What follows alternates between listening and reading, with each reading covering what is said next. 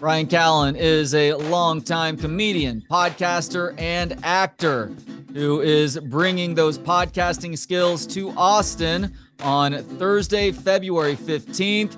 He is going to be doing a live broadcast of The Fighter and the Kid with Brendan Schaub at Vulcan Gas Company, the 10 p.m. start time, and you can grab the tickets that remain at vulcanatx.com. And Bryan is now nice enough to join me for a few minutes to talk about that and more. Bryan, thank you so much for the time. How you doing today? Just a man, my friend. I'm here in Texas, great state of Texas, and loving it. So I always feel a little safer in Texas. I don't know why. I just feel like if the shit hits the fan, I can come out here and just hang out with one of my buddies who has access to a well and his own and a freezer full of game meat and a library full of guns. That's the key. Is everybody's armed here, so everybody's afraid to pull that gat out on somebody else because you're going to end up getting shot as a result. You know. Yeah, the problem is that guns probably aren't going to help you for the future that's coming down the pipe. I don't know how you shoot AI, so we'll see. AI doesn't feel pain, and it's also a more accurate shot and much better organized than any of us humans are. Yeah, your jujitsu is no good here, so yeah. That's right. So The Fighter and the Kid is going to be here in Austin tomorrow night. Vulcan Gas Company. You've been at Vulcan before. I think you've done stand-up there. You were part of Minds Fest at Vulcan last year as well. Excited. I'm excited. Really cool spot for stand-up, and it's great for podcasts too. What can people expect from this live broadcast for Fighter and the Kid tomorrow night? We have a very special guest. I'm not going to say who it is, but just know that they're very special. And I think that it's the first time we've done this live show in a long time. So we're going to get out there and basically, I think, reflect on where we were and where we've come and where we are now. And we're going to talk about all kinds of things, where Brendan is in his life, where I'm at in my life, and just try to keep it as funny as we can. We're going to have fan questions. We're going to get the fans involved. We're going to take any question that they want, and we're going to have, and then we're going to turn it over to our guest and just rock and roll and just try to make it a fun, funny, informative live event. And that's a long way of saying I have no idea what we're going to do. We have an outline, and that's about it. Well, you're the busiest man in entertainment. You've got like 35 different podcasts. You are doing the stand-up comedy thing. No, I've narrowed it down. I've narrowed it down to Fighter and the Kid and Off Limits, which I'm really happy is actually gaining a lot of traction. So. Oh, is this conspiracy podcast with Tripoli no longer happening? I didn't have time. I just didn't have time. I love Sam so much, and Sam and I are actually doing. We're co-headlining an event in Bakersfield, California, February 23rd, and February 24th. We'll be at the Rec Room in Huntington Beach, California. So I'm excited about that. But I just didn't have time. I got 4 kids now, a fourth soon to be, and I just don't have time to do 3 podcasts. It's killing me. Congratulations. And the kids span from teenage down to about to be born. Curious for you, who is somebody who pays such close attention and has such really just sharp philosophical views. What do you think the biggest challenge is for parents in 2024? Trying to instill a consistency, a sense of value. Well, I think the hardest thing is shielding them from the internet. From and it's not just, people say, well, they're listening to the wrong things. I never worry about that. It's just getting their attention. I have this thing I say in my stand-up. I bought my kids the iPhone, and I haven't seen them since. And they kind of haven't seen me either. And all we are is just looking for dopamine while we scroll with our thumb. And we have, I thought I could keep my kids off drugs. Well, I gave them the iPhone. And they're way more interested in being under their covers, quite literally, and hanging out with that phone than doing anything else. So what you don't realize is that this becomes the new normal, that your kids should have a tablet or a phone at the dinner table, or when you're out to dinner, or when you're with friends and you're watching the Super Bowl. Well, that doesn't have to be the case. So the hardest thing is just keeping their attention, having them be involved on a human level, connection with each other, getting out there on their bikes with a ball, whatever it might be. And I think that's a losing battle. I really do. I don't know how we do it. I was at a friend of mine's house. She doesn't allow, and she has 6 kids. There are no phones. There are no tablets, not in that house. They are not allowed. And let me tell you something, man. I couldn't believe it. Those kids were playing with each other. They were hanging out with us. They were present. You know who the only person in that room wasn't present? It was me. I was on my phone. I found 5 different reasons during the Super Bowl, maybe 10, to check my phone. And that's because I'm an addict. So every time I tell my kids to get off their phone, I should be telling myself that as well. And I don't do it. So, I think that's the biggest challenge. The biggest challenge is setting a good example and ultimately combating this tidal wave, which comes with a lot of good, but also comes with a lot of peril. It's really tough for a generation of parents whose kids are in maybe their early 20s or teenage years now, because you just didn't know any better at first. You thought that it would help arm them with knowledge for the present and the future, but it turns out all these years later, we're finding out that these big tech companies are finding ways to hack into our neural systems. And yeah, too much screens for anybody, but especially these young developing brains are really detrimental for their ability to think critically, to be present. I mean, some of the things that you just talked about, Bryan. Yeah, because information, this tree of knowledge called Google, etc., information does not necessarily it may lead to knowledge, but knowledge does not necessarily lead to wisdom. It doesn't necessarily lead us toward truth. You can have a lot of information and have zero truth. You can have a lot of information and a lot of knowledge and not possess wisdom. And wisdom, in many ways, you can define it in a lot of different ways. It might be, I know how some traditions define it as being able to see the end in the beginning. How is this going to turn out? A wise person usually knows how to stop doing something before it turns into a disaster. They can recognize that over there may look shiny, but it's not good for you. And sometimes I think that's the case with the Apple phone. And I think it's very significant. Again, something I'm kind of working on a theme. It's called the Apple, and it's got a bite taken out of it. Yeah. And you could make the argument there is before Apple and there is after Apple for all of us. It just became such a seductive piece of equipment and something that we can't let go of. And if you think the iPhone 15 is addictive, wait till AI 1000 hits, baby. Okay. Now, I'm an optimist, but we always have our challenges. So, and I think that that we'll never not have challenges, and we'll never not have trade-offs, and you'll never not have the opposites. You'll never not have the dynamic of opposites. Yes, the iPhone brings a lot of good. Yes, AI has incredible promise, but like anything else, and like a human being, it has its dark side too. So we got to make sure that the good side wins. It certainly does. And I heard you mention, you and Jamie Kennedy talking about the whole Apple thing, pre-Apple, post-Apple, on your Off Limits podcast. Great show, by the way. Highly recommend people check that out. Such a great exchange of ideas. And you talked about something else in that episode that, if you wouldn't mind, I'd like you to explain to the people watching and listening right now. And that is the cult of the amateur, because I was completely unfamiliar with this, but it is so relevant in modern times.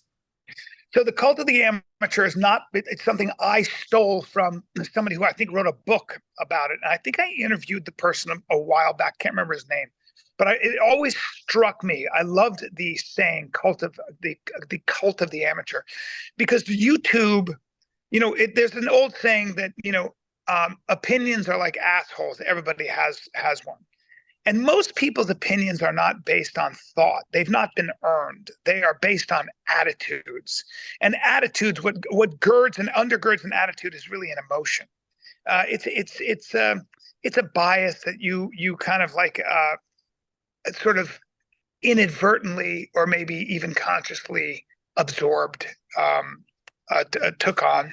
It just made more sense to probably your biology, the way you're constructed. It's kind of the way some people are just naturally more conservative and other people are more liberal. Some people have an open personality, other people have a closed personality. And so I think that's kind of what happened was when it became very cheap to be able to shoot yourself and send that out to everyone. Everyone had a voice. And you just have just a bunch of noise. And the challenge more and more, when you ask me, bringing it back to the first question, biggest challenge raising kids, the challenge is really being able to see what the truth is. You hear a lot of people saying a lot of stuff in the air. And the real challenge is knowing what to actually listen to, knowing what to anchor yourself to, knowing where the truth really is, because most of it is bullshit. Now, you don't want, though, to allow you to go, everything's a lie, everything's a conspiracy. That's not the way to combat that. You've got to be very, very careful and very, very deliberate about how you are, where you get your information and what to trust. And that's becoming harder and harder. I don't know the answer. I don't know how you figure that out, but there are probably places that you shouldn't look.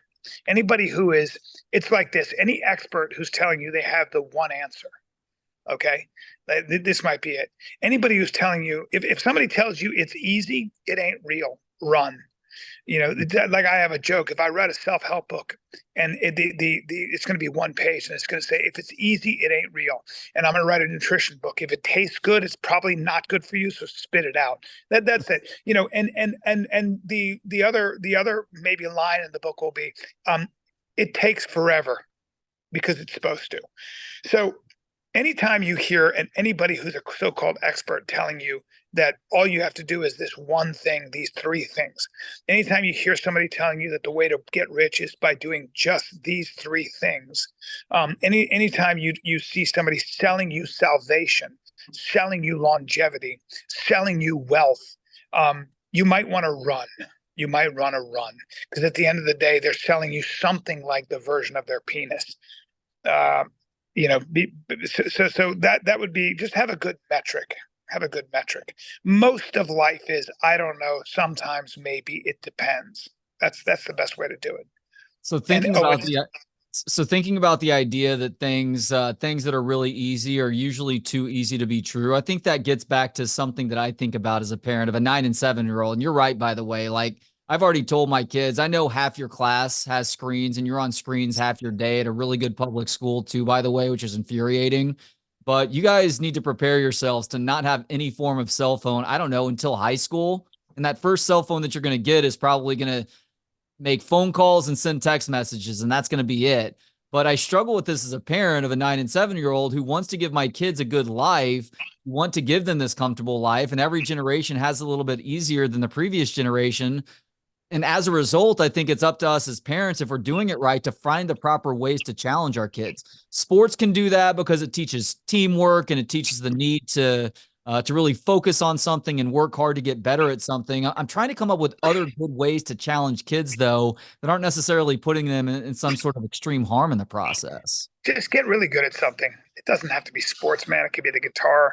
It can be anything. But when you've got to get really good at something and compete, when this is what's great about trying to be an entrepreneur or just trying to do anything in life that, where you don't have a net.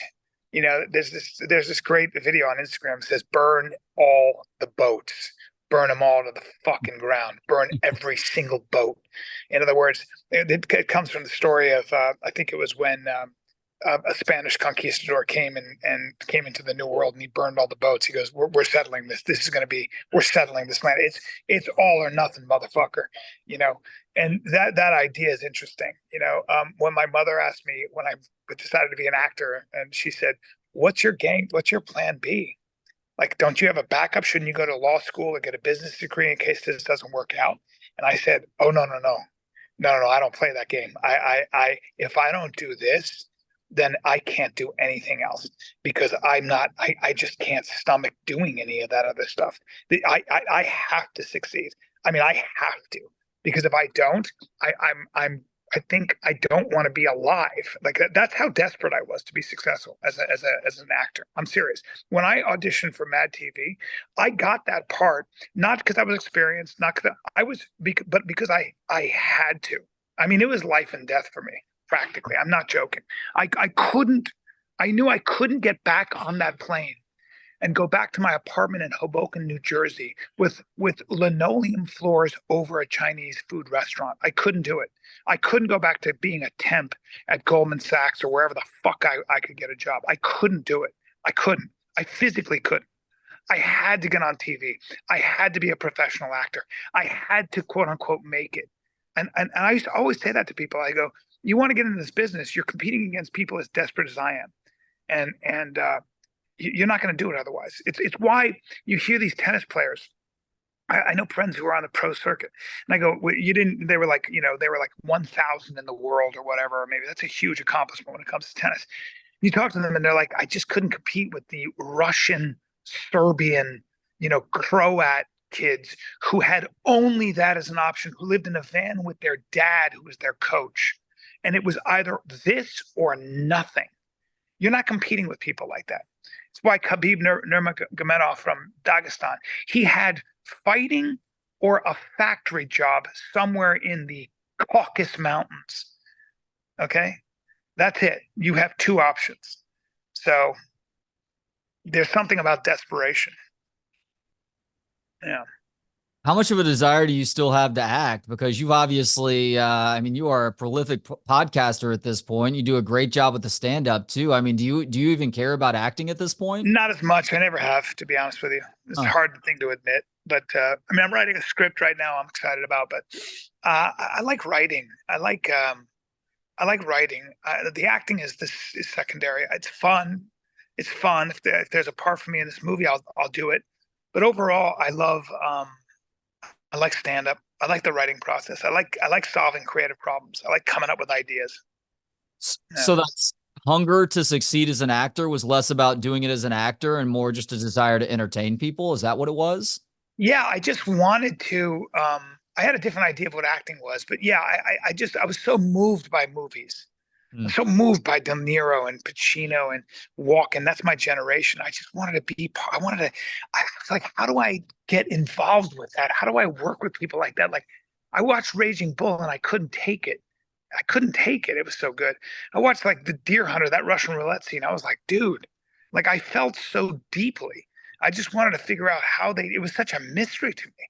It's like, how do you do that? It's like watching a great boxer. You're like, how are you punching like that and standing? How are you hitting? How are you doing that? How are you moving your head and catching shots? And so it's sometimes like things become such a profound mystery and they're so moving to you that you just want a flashlight into that dark room. And that's kind of how it started, man. And I wanted to be famous too. It just looked so cool to be loved by that many people and to be rich for something that you love doing that didn't seem like work. It seemed like play. Like I hated the idea of wearing a suit and going to work every day and my life at the end of the end of the day, my life was a number. I wanted to be an artist. It just seems so romantic. I don't know. Yeah, that's kind of what it was. And when I say rich, I just wanted to be. When I mean rich, I saw myself like in an Italian villa with a beautiful woman and with wine. Like there was something, I don't know. I had this really sort of commercial idea of what wealth was. Like that sort of not fancy cars or full clothes. I just wanted to be. I just saw myself in Europe with a beautiful woman and an actor with a goatee. I think. I don't know what it was. I don't fucking know. I don't remember what. I don't remember what money meant to me. It wasn't what a lot of people want money for. Huh. What did you want it for? I just wanted some certainty in my life, and I wanted to be comfortable. One less thing to worry about. No, I think money was a metric that was instilled in me. Like it was a metric of success to an extent. So I knew if I had enough money. So I think I equated money with masculinity for sure. So I wanted to be a kind of man like that could provide for his family, that could buy things. That's a man. That's what a man does. You dress conservative, be conservative, but also buy shit that for your family. Like you're the man, you're the king.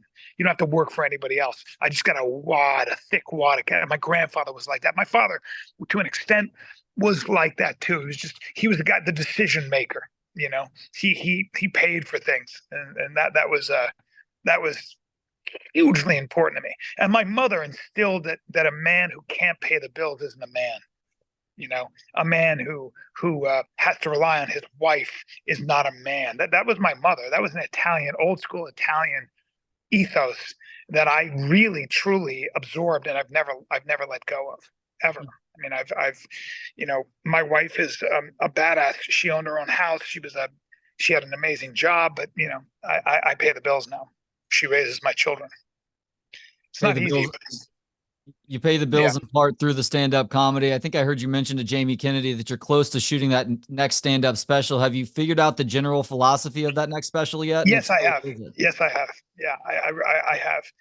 I have, and it's something like it's something in the area of I think we've all been getting ready for the wrong enemy as men.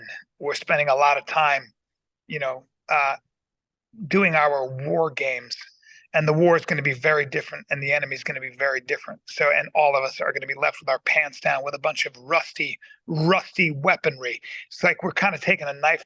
We're taking a knife to a gunfight, and that's what most of us are doing, and I certainly am. I think all of us are, and we don't have a choice because we don't know how to get ready for what's coming. We don't we're not ready for. Some people are, but those people are probably what you would call the nerds. They're not as concerned with when you grow an aggressive beard and you're really good at jujitsu in your 40s and you've got a library of guns and your garage is converted into a CrossFit gym because you got to be functionally fit. All of that shit ain't gonna help you in the latter 21st century here. That's all hilarious and adorable, and you make a cute looking package, but it's not gonna. You're not gonna be able to protect your family that way. It's gonna do fuck all for your family. When an autonomous robot does anything your child can do better, and when everything your child and you have learned and everything you've taught your child is actually irrelevant to the marketplace in 10 years, it's going to feel real shitty for all of us. And that's probably what I'm writing about. So, All right, last question now, Bryan. uplifting shit, huh? Hey, telling the truth doesn't always involve being as optimistic as humanly possible. It means Yeah, you're sometimes right. being pessimistic / realistic as well. All right, last question But the now. job is to make it funny. Yeah, go on. Yeah, of course, and I have no doubt that you're going to do that. Last question though, because thoughtful people, smart people, successful people tend to ask themselves a lot of questions, and usually there's one overriding question at a given time. Is there one question that you find yourself right now pondering more than the others? That's a great question. It's a great question, and I think the one question that I'm constantly thinking about is, again, what hypothetical danger am I wasting my time getting ready for? And what should I actually be getting ready for? Where should my attention, my energy, my weaponry, my armor be pointing at? And what should it be pointed at? I mean, that's really the question. And I don't know. I don't know the answer. I don't know how to get ready for a future that I don't see myself being able to fit into. And when I say I'm really talking about my children. So I just find myself, and then I find myself realizing that what really matters is community and connection. And I had a recent experience where I bought a house in Florida, and I realized that you don't need a lot of money to be happy, and you don't need a lot of money for your children to be psychologically sound and fulfilled. You just need a good community around you. And that community can be middle class, working class people who are living their lives with great families. And if you know everybody on your block and you get along with everybody on your block, you can't put a price on that. You cannot put a price on that. You can keep your billions of dollars. If I know everybody on my block and we all get along, and my kids get to play in their yard, and everybody's riding their bike on the street, and we're all hanging out, that's what I want. That's the way I want to live. So That seems to really have been lost in places like California over the last few years. you have no idea. Yeah, it has. Part of it's just that LA scaled around the car, so you're driving everywhere, and there are exceptions probably in California, but for the most part, yeah, that's true. And anytime there's a lot of wealth in any community, big houses and big walls separate people. And you don't need anybody on your block. You don't have to even know them because you don't need them. Because you can outsource everything you need. You can send somebody to the grocery store. You just don't live a real life. And I don't think I think that's the big trap. So he is the fire-breathing dragon known as Bryan Callen, philosopher, comedian, podcaster. You can actually check him out as a podcaster and probably a comedian as well, for being completely honest, and a philosopher too, for that matter. What the hell am I talking about? BryanCallen.com. That's all I have to say. BryanCallen.com is the website. Check him out. Fighter and the Kid. I'll be at Louisville. I'll be at Louisville Comedy Club March 1 and 2. So come see me, everybody. March 1 and 2. Comedy Club as well, and Vulcan Gas Company for that Fighter and the Kid live broadcast. VulcanATX.com to get the tickets that remain. It's a 10 p.m. start time, so make sure to act now to grab those. Bryan, always a pleasure, man. Thank you so much for the time today. You're a good man, Trey. I appreciate you, buddy. Thanks to Gentleman Jesus for the intro and outro music. Hear more of his work at gentlemanjesus.com. And thanks to you for hanging out. For more of the show and to connect on social media, visit booksonpod.com. Talk to you next time on Books on Pod.